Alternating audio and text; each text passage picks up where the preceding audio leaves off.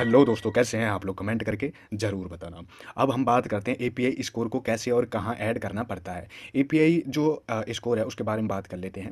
Academic performance indicator score को assistant professor हो या फिर एसोसिएट प्रोफेसर हो या फिर आपको बनना है प्रोफेसर के पद पर जाना है, जो कि सबसे पहले हम बनते हैं असिस्टेंट प्रोफेसर और उसके बाद में 8 साल या 10 साल जैसे भी एक्सपीरियंस बढ़ता जाता है उसके बाद में प्रोफेसर तक हम पहुँचते हैं।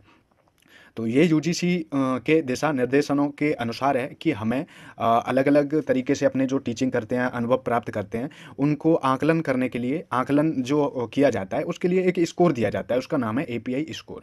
ठीक है? एपीआई स्कोर को ही जोड़ने और रिपोर्ट करने की प्रक्रिया दी गई है। अब बात कर लेते हैं एपीआई स्कोर का महत्व क्या है? क्योंकि कुछ ऐसे लोग हैं जो पहली बार इसका नाम सुन रहे होंगे।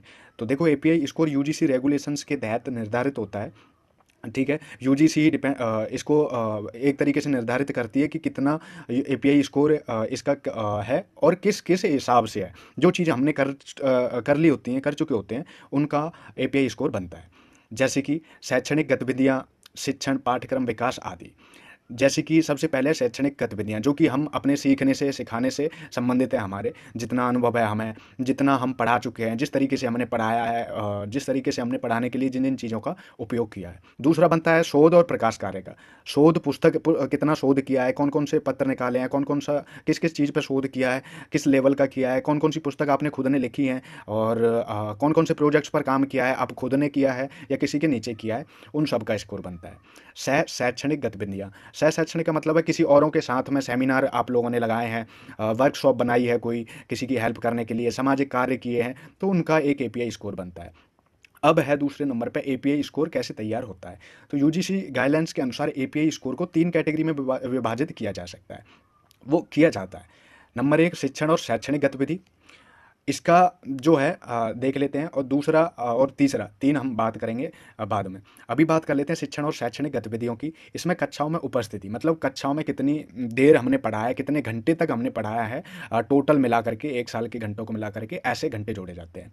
इसमें शिक्षण गुणवत्ता, अध्ययन सामग्री तैयार करना और शिक्षण कार्य शामिल हैं। किस तरीके से आपने पढ़ाया है, किस-किस तरीके अपनाए हैं पढ़ाने के लिए, और शिक्षण के कार्य क्या-क्या चीज़ आपने शामिल किए थे। इसके जो अंक होते हैं वो होते हैं 100 के अंदर आप लोगों को इसमें एपीआई स्कोर दिया जाता है।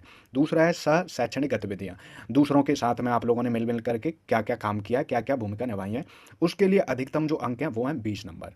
तीसरा है शोध और शैक्षणिक योगदान। और शोध और शैक्षणिक योगदान के लिए शोध पत्र प्रकाशित करना, पुस्तकें लिखना, शोध प्रोजेक्ट्स पर काम करना, गाइडेंस देना, इस तरीके से लिखी हैं, और इस कैटेगरी के लिए कोई उच्चतम सीमा नहीं है। इसके लिए यूजीसी जितने भी अंक देता है, जैसे देता है, वो उनके अनुसार है, क्योंकि इसका कोई रिकॉर्ड नहीं है। अब है एपीआई स्कोर कहाँ और कैसे जोड़ें। तो फॉर्मेट डाउनलोड करें या जांचें। तो विश्वविद्यालय का फॉर्मेट, जिस विश्वविद्यालय में आप आवेदन कर रहे हैं हम असिस्टेंट प्रोफेसर के लिए, वहाँ का एपीआई स्कोर कैलकुलेशन शीट हमें मिलती है। वो या तो ऑनलाइन होगी तो हमें डाउनलोड करनी पड़ेगी, अगर ऑनलाइन नहीं है तो यूजीसी की वेबसाइट से हमें डाउनलोड करनी पड़ेगी। लेकिन ये उसी विश्वविद्यालय से हमें डाउनलोड करना अच्छा रहेगा। उसी विश्वविद्यालय के अंदर जा कर के, वहाँ जा कर के ऑफलाइन लेना अच्छा रहेगा। ठीक है? यह फॉर्मेट आमतौर पर विज्ञापन या संबंधित वेबसाइट पर उपलब्ध हो जाता है। हाँ, ये आसानी से या तो हमें वो जिस भी विश्वविद्यालय ने वैकेंसी निकाली है, वो हमें प्रोवाइड करा देगा अपने आप ही, या फिर हमें उसकी वेबसाइट से या फिर उसके किसी जो उसके एम्प्लॉई हैं, उनसे हमें लेनी पड़ेगी।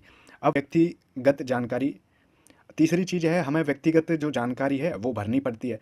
जैसे कि अपनी शैक्षणिक, प्रशासनिक और शोध से संबंधित गतिविधियाँ किस-किस तरीके से हैं, कितनी कक्षाएँ ली हैं, कितने शोध पत्र प्रकाशित किए, कौन-कौन से प्रोजेक्ट्स पूरे किए। ये जो है एपीआई स्कोर जब हमें पता चल जाता है, और एपीआई स्कोर हम भरते हैं, जब हमें ये मिलता है, ये चीज़ें हमें भरनी पड़ती हैं, उसके बाद ही हमारा जो एपीआई स्कोर है निकाल करके वो लोग देते हैं, या हमें पता चल जाता है। प्रत्येक गतिविधि के लिए एपीआई अंक निर्धारित करें, या अंक यूजीसी द्वारा तय मानकों के अनुसार होते हैं।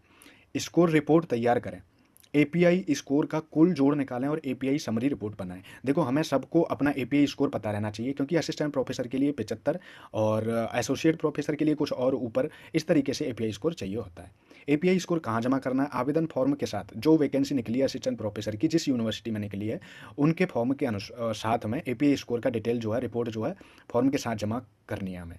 और जब हमारा इंटरव्यू होगा तब एपीआई स्कोर का प्रूफ, शोध पत्र, प्रमाण पत्र, जो भी हमें किसी स्टेज पर या कहीं पे भी मिले हैं, वो सारी चीज़ें, एंड अपने जो किसी अखबार में हमारा कुछ भी निकला है, जैसे कि कोई फ़ोटो या फिर किसी ने अवार्ड दिया हो, तो उन सब की कटिंग हमें एक साथ ले जानी पड़ेगी। विश्वविद्यालय कॉलेज से संबंधित चयन समिति जो हमारा इंटरव्यू करती है, वही एपीआई स्कोर के आधार पर हमारा मूल्यांकन करती है। अब दस्तावेज, एपीआई स्कोर के प्रूफ के लिए निम्नलिखित दस्तावेज हमें एक साथ जोड़ने होंगे, क्योंकि एपीआई स्कोर हमने ऐसे ही जोड़ लिया तो वो मान्य नहीं होगा, हमें उनका सबूत भी देना पड़ेगा। तो प्रकाशित शोध पत्र और किताबें जो हमने प्रकाशित किए हैं, उन सब के आईएसबीएन नंबर या कुछ भी जो होता है वो हमें रखने पड़ेंगे प्रूफ के लिए। सेमिनार और वर्कशॉप का प्रमाण पत्र, जो भी सेमिनार हमने किया है या जो भी वर्कशॉप में हमने किसी को कुछ सिखाया है, तो उनका एक प्रमाण पत्र हमें मिला होगा, वो हमें रखना है, वो हमें साथ में लेकर के जाना है जब भी उसके नंबर जुड़ेंगे एपीआई के। शिक्षण अनुभव प्रमाण पत्र, हमने किसी भी कॉलेज में किसी भी स्कूल में जितने समय तक पढ़ाया है उसका जो है अनुभव प्रमाण पत्र हमारे पास होगा, और गतिविधियों का भी हमें सब कुछ हमारे पास रखना है।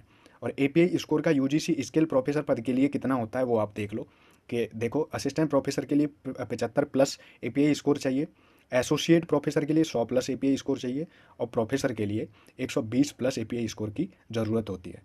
तो आई होप कि आप लोगों को ये जो एपीआई स्कोर है वो सारा आप लोगों को पता चल गया होगा कि एपीआई स्कोर में क्या होता है, कैसे होता है, किस तरीके से हमें इसके लिए दस्तावेज अभी से इकट्ठे करने चाहिए, एंड एपीआई स्कोर का यूजीसी स्किल प्रोफेसर पद के लिए किस किस तरीके से जो है वो लोग एपीआई स्कोर मांगते हैं। जैसे असिस्टेंट प्रोफेसर के लिए 75, एसोसिएट प्रोफेसर के लिए 100, और प्रोफेसर के लिए 120 होना ही चाहिए। तो ठीक है, ऑल द बेस्ट, अपना ध्यान रखो, एंड जो भी प्रॉब्लम हो मिल करके सॉल्व कर सकते हैं, तो कमेंट में हमें ज़रूर बताना।